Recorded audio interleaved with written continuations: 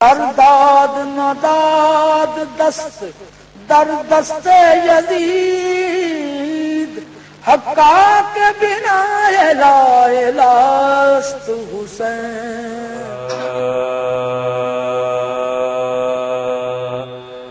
یہ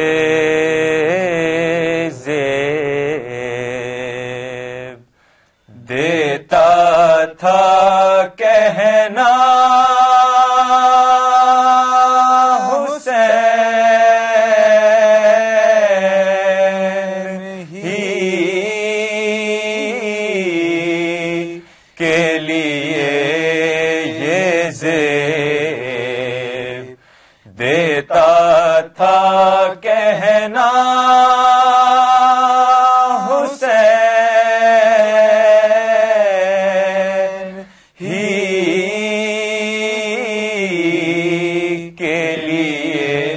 کرم کی بھیک نہ مانگوں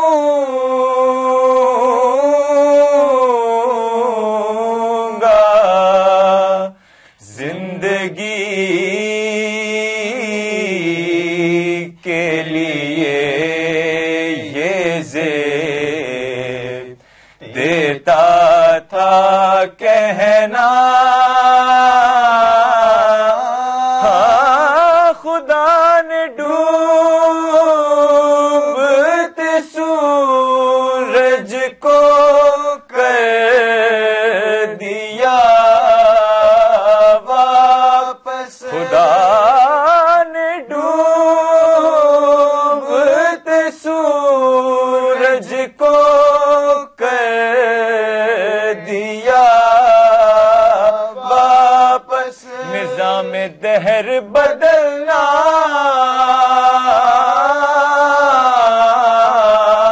پڑا علی کے لیے. نظام دہر بدلنا پڑا علی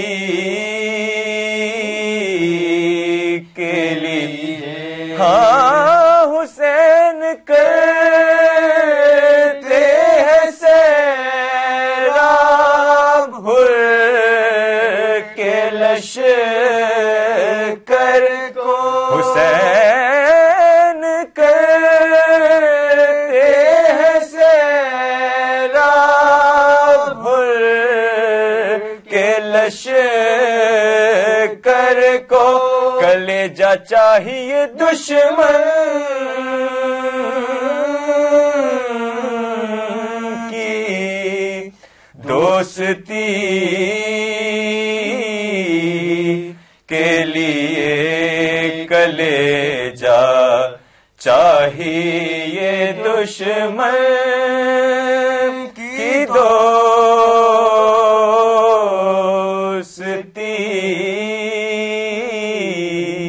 کے لیے. ہاں جوان بیٹے کی میت اٹھا رہے ہیں حسین. جوان بیٹے کی میت اٹھا رہے ہیں حسین. خدا یہ وقت نہ لائے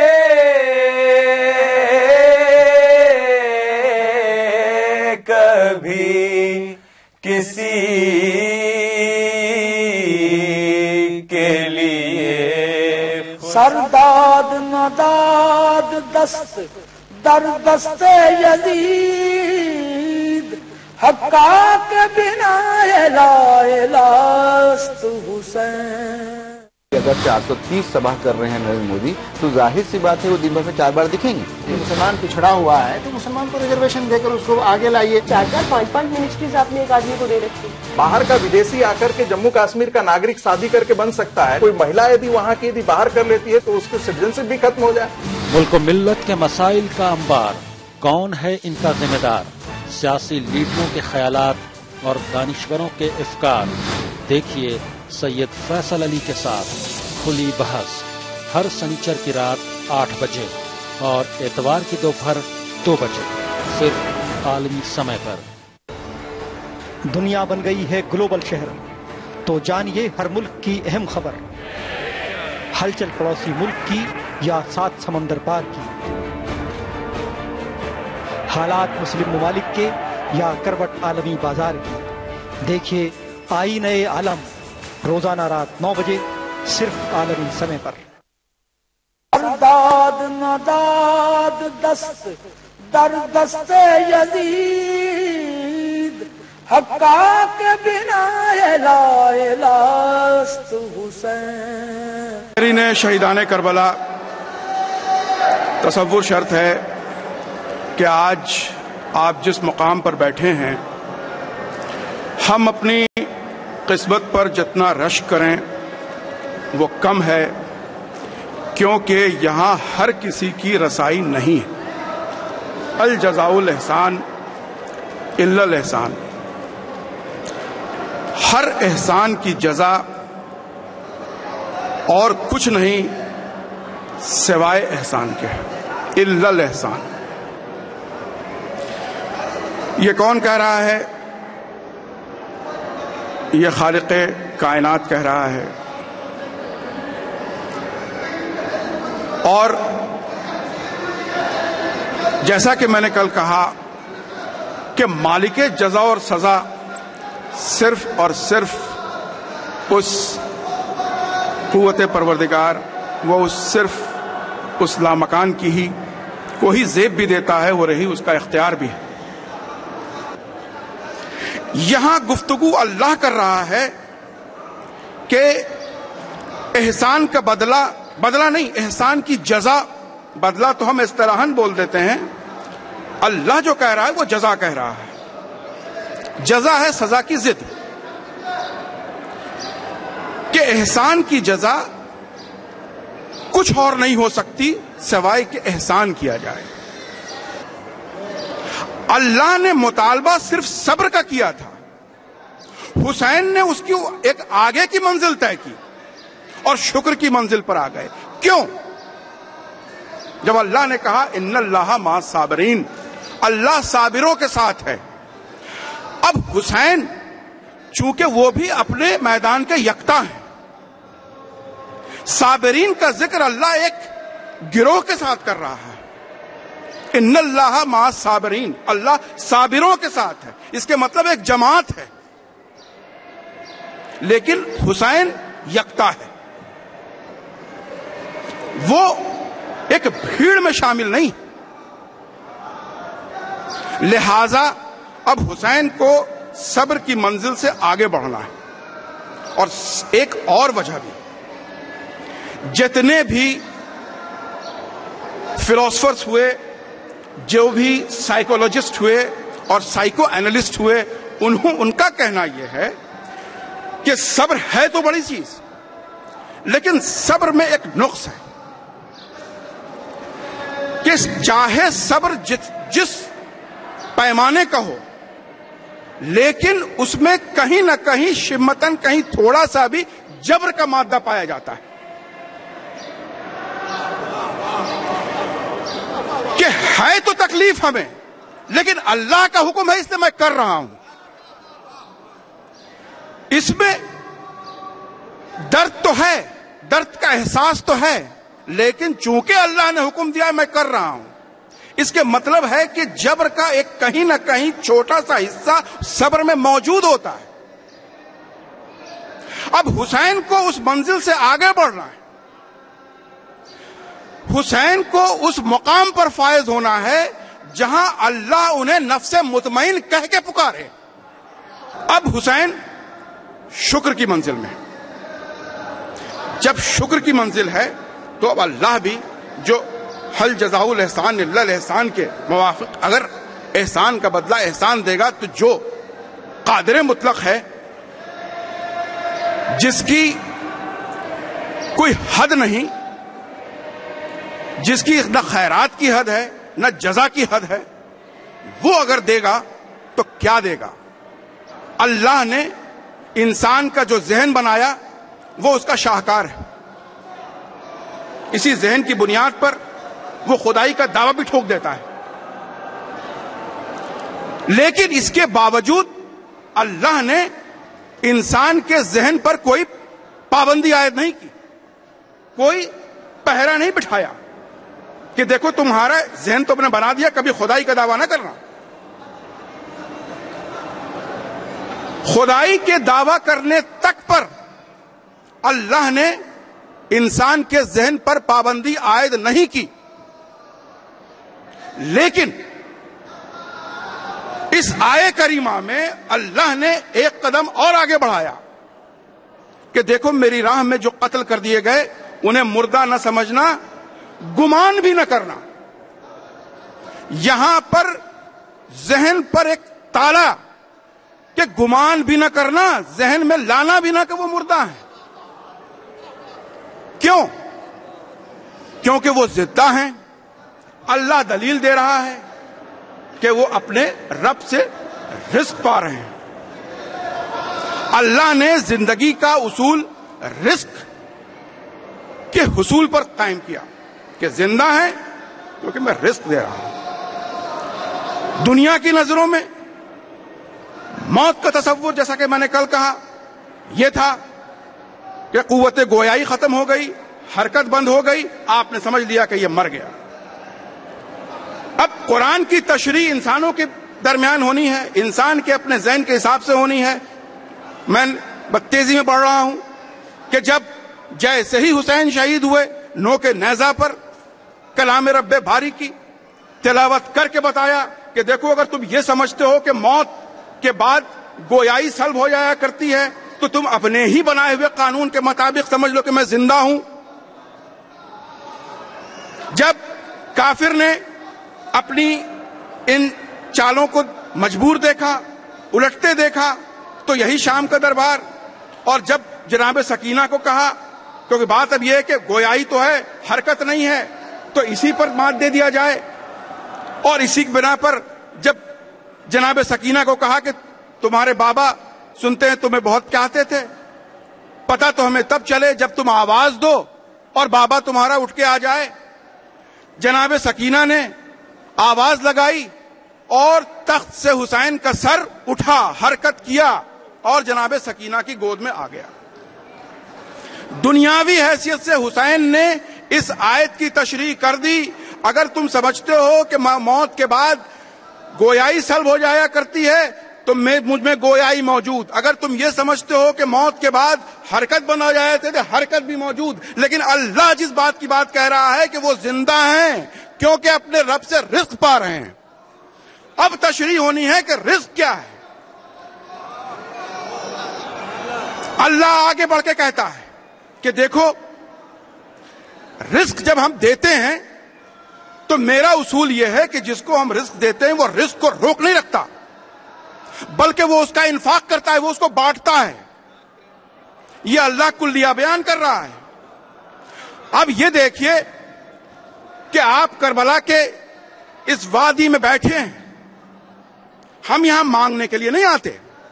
دیکھیے مانگنے کے لیے تو آپ اپنے گھر بیٹھ کے مانگ لیجئے اور ہر کی مراد پوری ہو جاتی ہے. جیمز کارنی ایک بہت ہی مشہور آتھر ہے جس کی بہت ہی شہرہ آفاق کتاب ہے ہسٹری آف چائنا.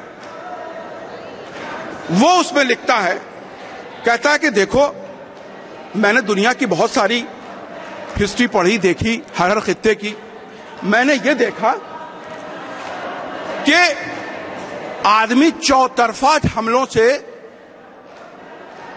گھر جاتا ہے اور اس میں چاہے وہ جنگ جیسی ہو یا کامیاب ہوتا ہے یا ناکامیاب ہوتا ہے, اور اسی لیے مقولہ بھی بنا کہ چوطرفہ حملہ.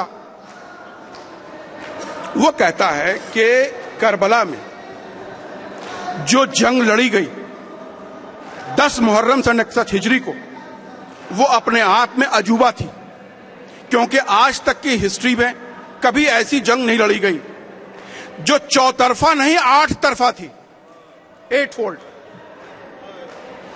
وہ کہتا یہ ہے کہ 4 طرف سے تو یزید کی فوج تھی,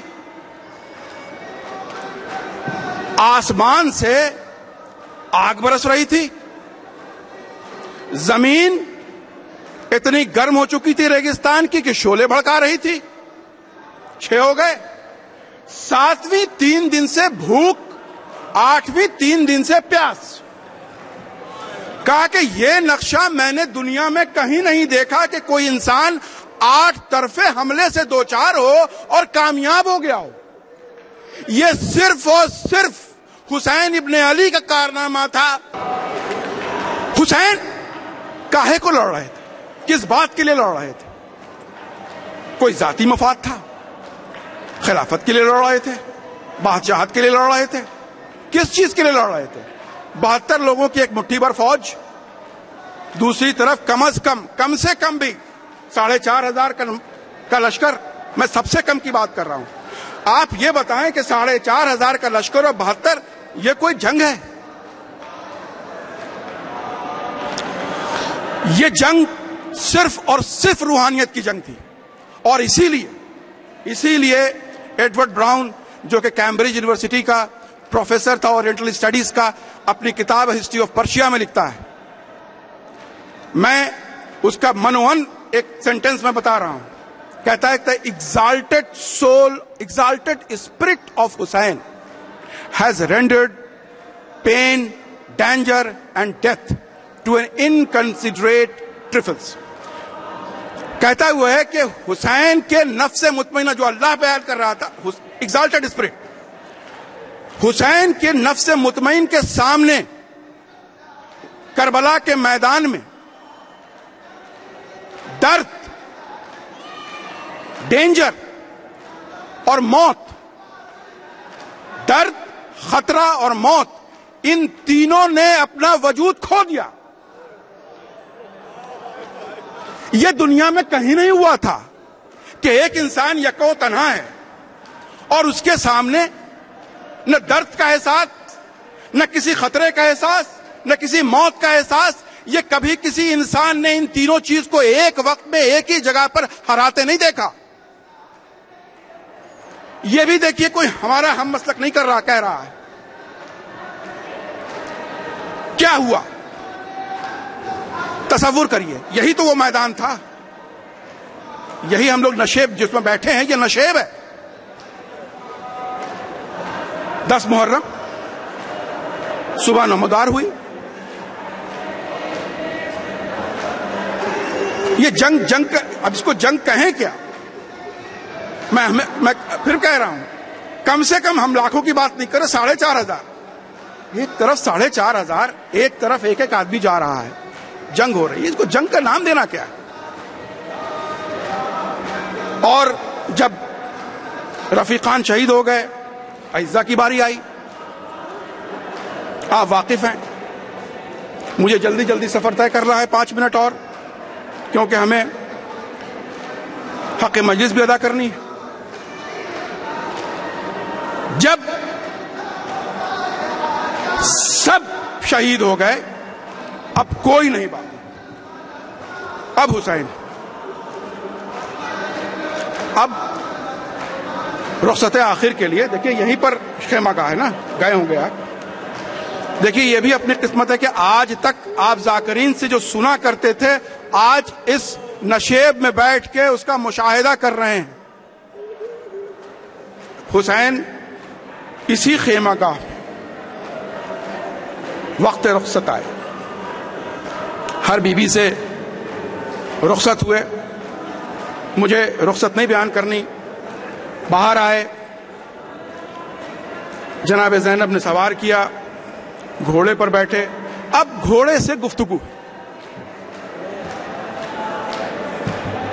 کر رہے ہیں. اے میرے نانا کے گھوڑے, میں جانتا ہوں کہ تو بھی 3 دن سے بھوکا پیاسا ہے, لیکن اب حسین کی یہ آخری سواری, مجھے مقتل تک جانا ہے. مجھے پتا ہے تو بھی تھک گیا ہے. اس نے چال دھیمی کی, رک گیا. یہی خیمہ گاہ کے سامنے وہیں پر ایک مقام پہ وہ گھوڑا رک گیا. حسین نے پھر کہا کہ مجھے پتا ہے تو بھی تھک گیا ہے, لیکن مجھے مقتل تک چھوڑ دے.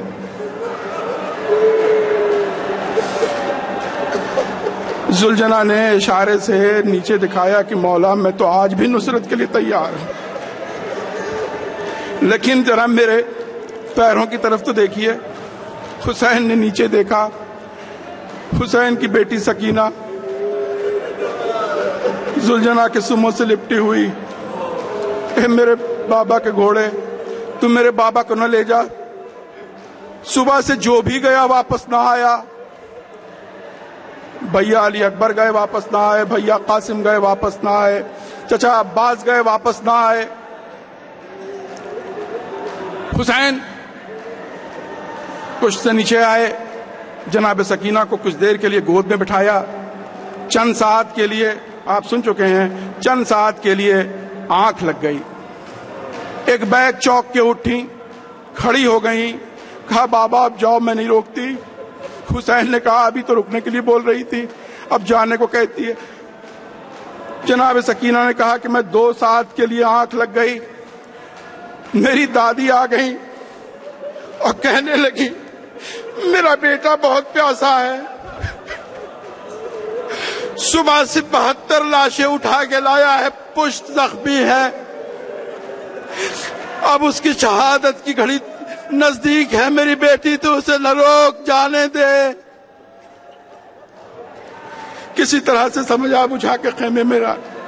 حسین پشت گھوڑے پہ سوار ہوئے، اور اب امام ہے، اتمام حجت بھی ہے، آخری جنگ 53 منٹ کی جنگ، وہ جنگ جو ہسٹری نے کبھی دیکھی نہیں ہوگی نہ سنی ہوگی، ایک انسان جو 3 دن سے بھوکا اور پیاسا ہے اور 1-2 پہر میں جس نے 72 لاشیں اٹھائے ہوں، وہ جنگ کر رہا ہے 53 منٹ کی جنگ کے 1957 اشقیاء تحت تیغ کیے، ہر طرف علمان کی صدائیں بلند ہوئیں۔ حسین چونکہ وارث کعبہ بھی ہے، وارث نماز بھی ہے اور وارث پروردگار بھی ہے۔ اب کیا ہوا، یہیں پر یہ ٹیلہ زینب ہے، اسی کے ٹھیک سامنے عمر سعد کا بھی ٹیلہ تھا۔ جب حسین جنگ کر رہے تھے اور یہاں کی فوجیں بھاگ کھڑی ہو رہی تھیں، افراتفری کا عالم تھا، لوگوں کو لگا کہ اب تو یہ جنگ کا نقشہ بدل گیا، دوڑے ہوئے آئے، پسر سعد سے کہا اب کیا ہوگا۔ پسر سعد وہ بھی مطمئن بیٹھا ہوا، وہ چونکہ امام حسین کو وہ بھی اتنا ہی بہتر جانتا تھا جتنے ہم جانتے ہیں یا جتنے ان کے رفیقان جانتے ہیں۔ اس نے کہا کہ یہ حسین کون سا حملہ کر رہے ہیں، کہا کہ یہ 3را حملہ ہے۔ اس نے کیلکولیٹ کیا، کہا کہ اب گھبرانے کی بات نہیں ہے، اب حسین اس کے بعد حملہ نہیں کریں گے۔ لوگوں نے پوچھا اس کے کہ تو اتنا مطمئن کیوں ہے، کہا کہ میں نے دیکھ لیا، اب اس کے بعد عصر کا ہنگام ہے، اب عصر کی نماز کا وقت ہے، حسین جنگ نہیں کریں گے۔ حسین نے میان میں تلوار رکھی، ولا حول ولا قوت الا باللہ العلی العظیم۔ اب ہر طرف سے حملے ہونے لگے، تلواریں چلیں، نیزے ٹوٹے، ارے جو دور تھے انہوں نے پتھر مارنے شروع کیے۔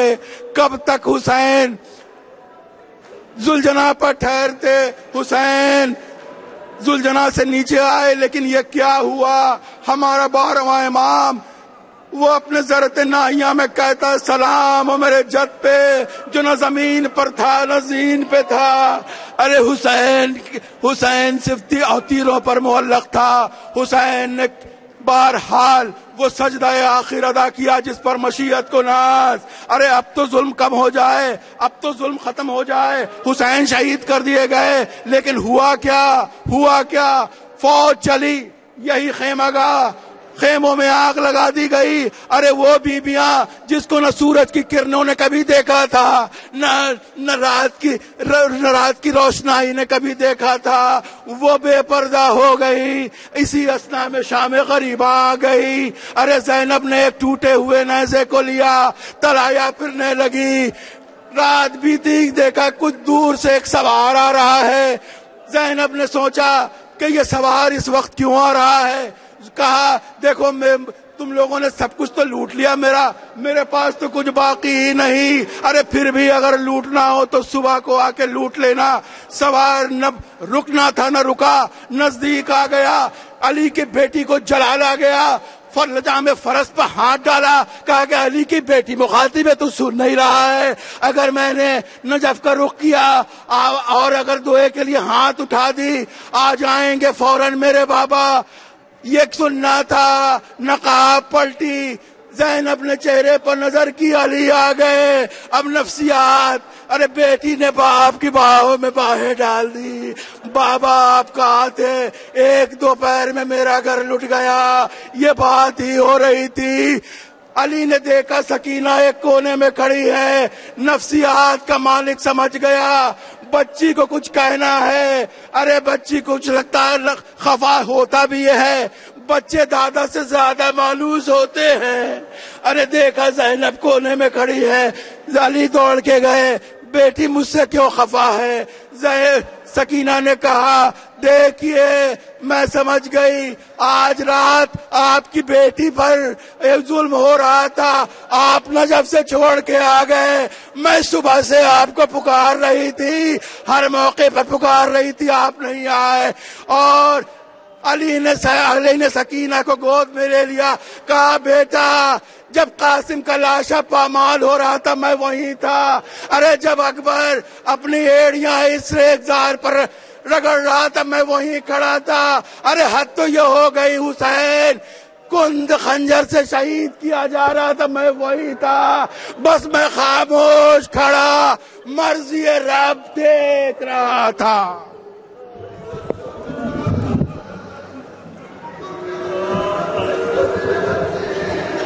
سرداد نداد دست در دست یزید, حقا کے بنا لا الہست حسین. بدلتے ہوئے عالمی منظرنامے اور مسلم دنیا کا مکمل جائزہ, ملک کے سیاسی اتھل پتھل کا غیر جانبدارانہ تجزیہ, ریاستوں کی سیاسی و سماجی سرگرمیوں پر بحث, ادب کا نگار خانہ, مذہب اور ماحولیات پر معلوماتی مضامین, ہر ہفتے نئے موضوعات اور نئے رنگ کے ساتھ مثبت اور تعمیری صحافت کا علمبردار اردو ہفت روزہ عالمی سہارا, یعنی سماج اور سیاست کا جامع جہانما. انٹرنیٹ پر بھی کر سکتے ہیں اس کا نظارہ. لاگ آن کریں www.alamisahara.com. سرداد نداد دست در دست یزید, حقا کے بنا لا الہست حسین. میرا حسین ہے یہ, میرا حسین ہے یہ, میرا حسین ہے یہ. فاطمہ مقدر ہے میرے رسول اللہ, میں اس کی زوجہ ہوں جو کائنات کا رحمان. میرے حسین جانتے نہیں مقام, ملک بھی عرش سے کرتے ہیں اس کو پاک سلام. علی کا نام جگر ہے, نبی کا چین ہے یہ, میں اس غریب امام ہوں. میرا حسین ہے یہ, میرا حسین ہے یہ, میرا حسین ہے یہ, میرا حسین ہے یہ, میرا حسین ہے یہ. زمانے میں کیا نہیں ہے اس کا پتہ, اسی کے واسطے